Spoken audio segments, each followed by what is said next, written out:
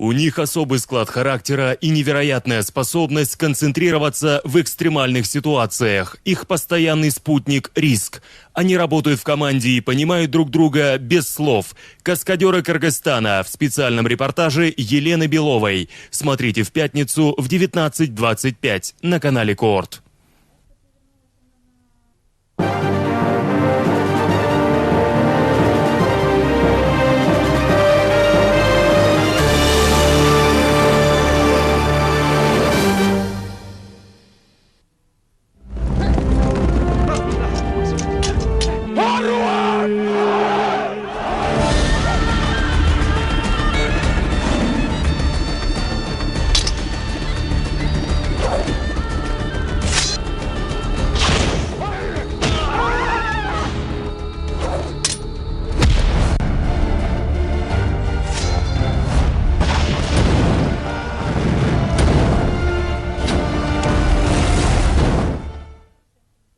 По голове бей, бьешь?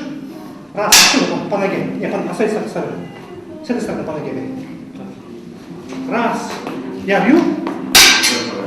Удобно тебе? Практически ни один фильм сегодня не обходится без каскадеров, выполняющих сложнейшие трюки. Всевозможные высотные падения, батальные сцены, взрывы и горения призваны удержать интерес зрителя на протяжении всего фильма.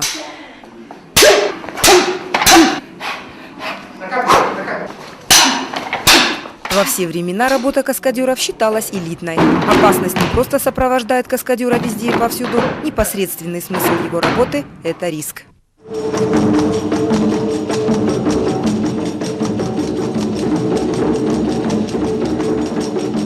Необходимость в людях, выполняющих трюки, возникла практически одновременно с появлением кинематографа. Первым каскадером считают знаменитого Чарли Чаплина. Без его кувырков, без его вот этих падений, динамичного такого кино не было бы. Его трюки были просты и элегантны. Со временем они значительно усложнились и стали изощренными. Простому актеру без специальной подготовки выполнить трюки повышенной сложности стало невозможно. И чтобы актер не получил травму и не сорвал съемки фильма, на помощь пришли специально подготовленные люди – каскадеры. Они составили особую группу людей, чьим постоянным спутником стал риск. Что делает живой человек, невозможно сделать на компьютере, невозможно никакими спецэффектами заменить это. Поэтому профессия каскадера она существовала и будет существовать. Подготовка каскадеров длится годами. Они должны обладать специфическими качествами. От человека, решившего заняться выполнением трюков, требуется особый склад характера, психологическая устойчивость и хорошая физическая форма, а также невероятная педантичность в подготовке трюков и способность сконцентрироваться в экстремальных ситуациях. Занятия для настоящих мужчин. В нашей профессии удерживаются только те, кто одержим этой работой, кому это интересно. Это даже не профессия, это образ жизни каскадер. В Кыргызстане каскадерское искусство развивается с 80-х годов прошлого века. В 1989 году Усен Кудайбергенов основал студию батально-трюковых съемок «Каскадер», не имевшую аналогов в мире. Она считается одной из лучших на планете. Усен Кудайбергенов снялся в огромном количестве фильмов. Трюки с его участием отличались особой сложностью, и желающих повторить некоторые из них до сих пор не находится. Трюк, выполненный Усеном Кудайбергеновым в фильме «Джамиля», занесен в книгу рекордов Гиннесса.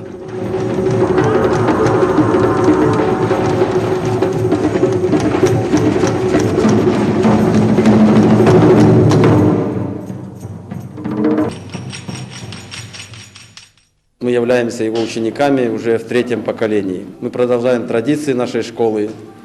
Она у нас очень сильная по бывшему Советскому Союзу. Сейчас уже мы вышли на международную арену. 3-м поколением стали Мурат Бурханов, Идил Молдалиев, Канат Абдрахманов, Тачубек Серкибаев и Керим Исраилов. Они работали в фильмах режиссеров всего мира.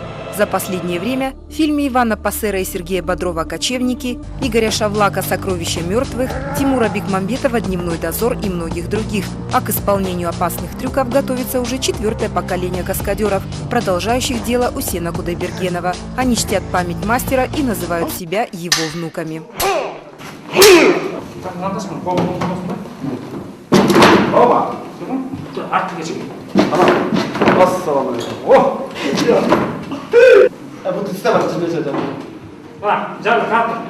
Каскадеры Кыргызстана по традиции непревзойденно выполняют конные трюки, горения, высотные падения и батальные сцены. Исполнение этих трюков на самом высоком уровне всегда считалось одной из сильных сторон кыргызстанской школы каскадерского искусства.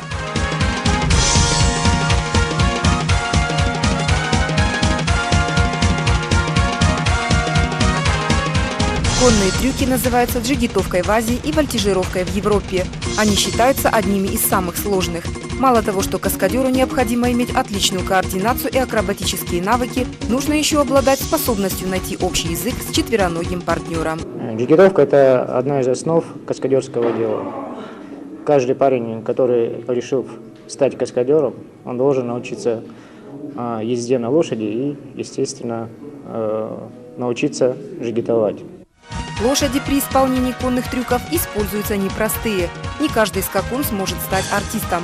Основные требования – четвероногий напарник должен обладать хорошими физическими кондициями и иметь крепкие нервы, а также стойко переносить звуки холостых выстрелов, не бояться взмахов пик и копий, не бросаться из стороны в сторону и не сбросить всадника, если это не предусмотрено сценарием.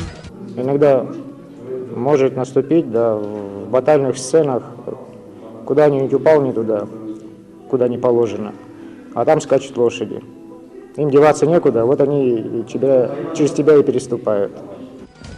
Для исполнения конного трюка наличие подходящего скакуна условие недостаточное. Чтобы трюк получился, всадник должен хорошо чувствовать лошадь, уметь управлять ею и справляться с любыми ее капризами, а также с непредвиденными обстоятельствами. Дергается, надо ее приструнить, где-то наказать, чтобы она почувствовала, что это нужно сделать, и она тогда пойдет. Но прежде чем сесть на живую лошадь и выполнить любой элемент джигитовки, каскадеры отрабатывают его в зале на гимнастическом снаряде. Конь из кожи и металла позволяет каскадерам подойти ко встрече с живым тезкой во всеоружии.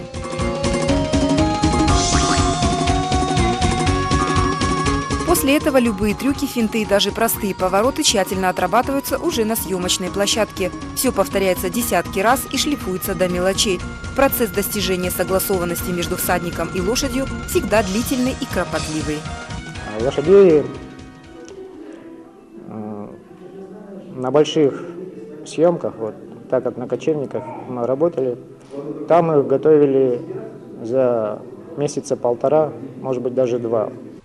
Фантазия режиссеров при создании фильмов границ не имеет. В ход идут сложные трюки с экзотическими названиями. Плечевая стойка, вращение поперек седла, оборотное вращение, вращение вокруг руки и другие. Пиком вершины джигитовки считается таджикская вертушка. Она считается самой сложной, и самой красивой. Она смотрится зрелищно.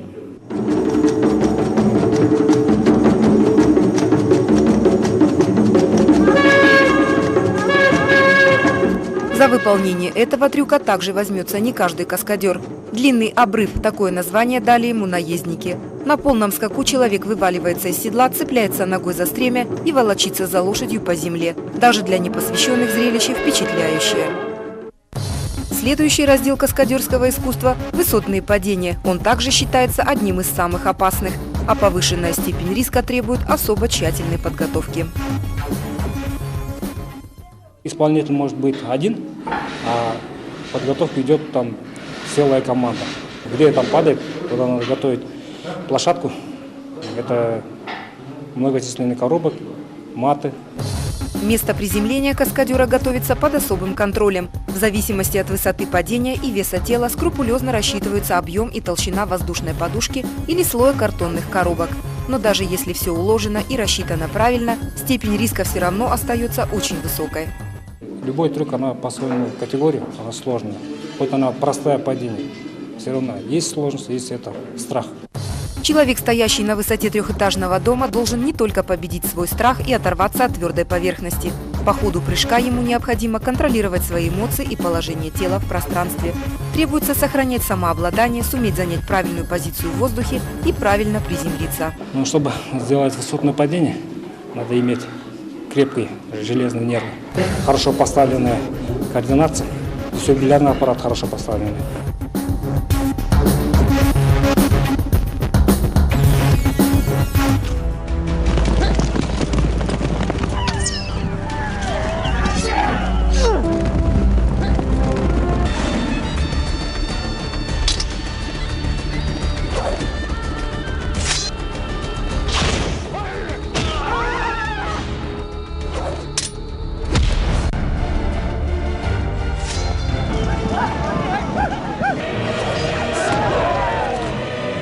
батальные съемки с применением лошадей, оружия, там огромного количества статистов, каскадеры в особенности, она является как бы самой зрелищной частью любых блокбастеров.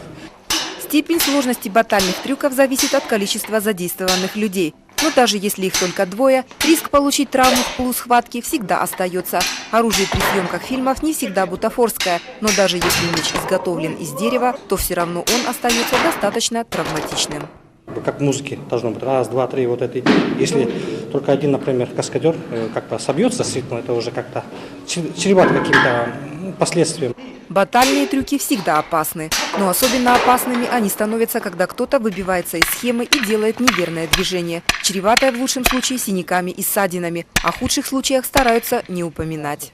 На то и репетирую, чтобы травм не было, но не исключено, это возможно. В случае же, когда в батальной сцене участвуют десятки, а то и сотни людей, требуют детальной разработки и составления тщательной схемы и сотни измерений на метры и секунды. Огромное значение имеет синхронность движений, в основном каскадеров. Там все в течение, например, нескольких месяцев, может быть, все это готовится, там постановщик боевых трюков готовят.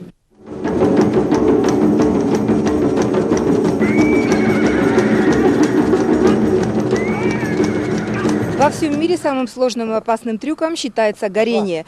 Горение бывает полным и частичным. Полное горение – это когда горит все тело, частичное горение – когда горит какая-то часть, как сейчас.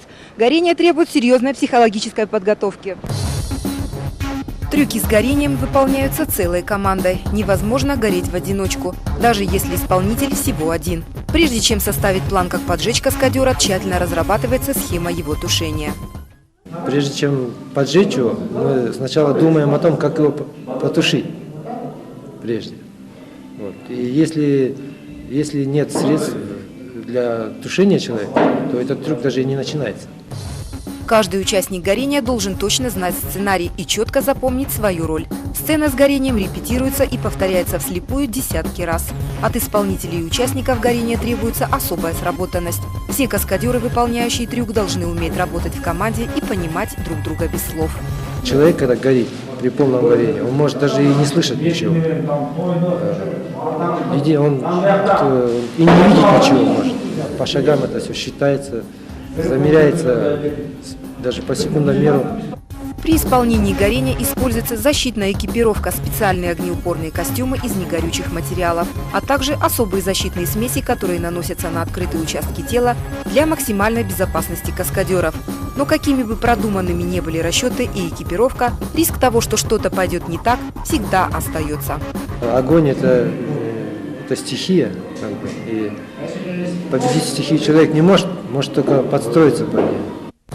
Исполнитель горения должен сохранять спокойствие и контролировать себя в любых обстоятельствах. Но благополучный исход горения зависит не столько от исполнителя, сколько от команды. Каскадеру, объятому пламенем, остается только одно – довериться напарникам, спокойно лечь на землю, закрыть лицо руками и дождаться, пока его накроют подготовленным одеялом, собьют огонь или зальют огнетушителем.